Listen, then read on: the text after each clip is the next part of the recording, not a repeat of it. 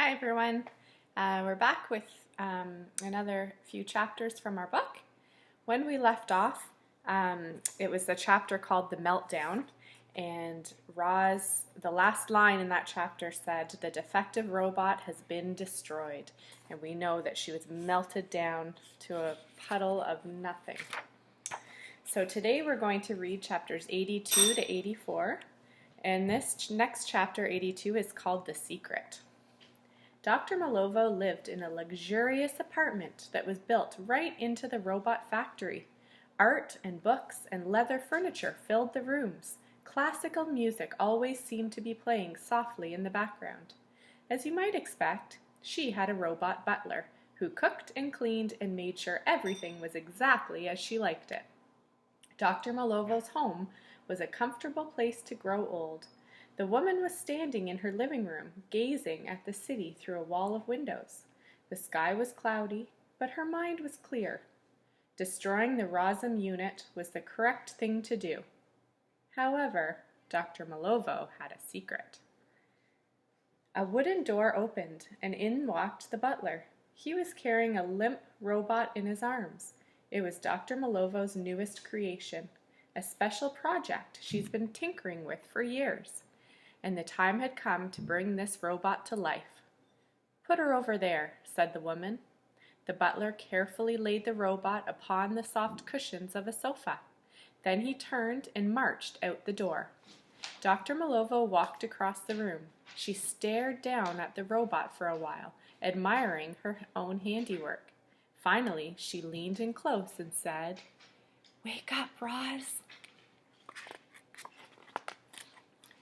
Chapter 83, The New Robot. And here we have a picture. The robot heard classical music. She smelled flowery perfume, and when her eyes opened, she saw a wrinkled face. "Hello again," said the old woman. "How do you feel?"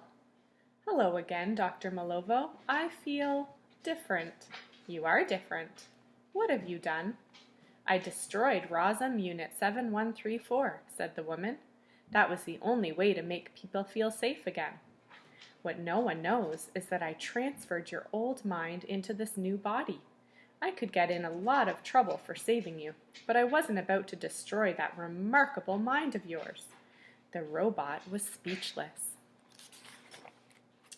"You know, Roz, you really should be thanking me," said Dr. Malovo, arching an eyebrow. "Thank you," said Roz. "Thank you very much." "You're very welcome," the woman chuckled. Roz walked over to a framed mirror on the wall and studied her new body. It resembled her old body, but the proportions were slightly different. She looked stronger. She felt tougher. And there were other differences. "I have no button," she said, feeling the back of her head. "And I have no unit number."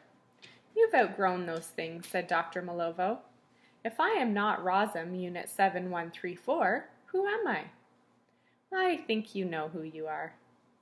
The robot's computer brain didn't take long. She looked into the mirror and said, "I am Roz." The old woman smiled and nodded. "I appreciate all that you've done," said Roz, "but I worry that my friends and family will no longer recognize me." "Oh, I'm sure you can convince them of who you are," said Dr. Malovo. "Speaking of your family, there's someone here to see you." Chapter 84, The New Mother. Brightbill was there when his mother smashed against the pavement. He watched as her body parts were loaded into an airship. He followed the ship all the way back to the robot factory and perched himself up on the roof. But he didn't know what to do next. Strutter stopped by to check on Brightbill.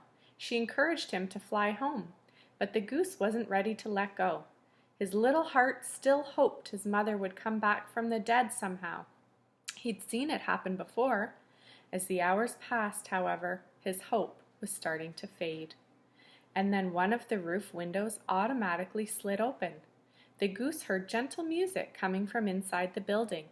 He fluttered through the window and followed the music down a hallway to a wooden door. The door opened and the goose stepped in.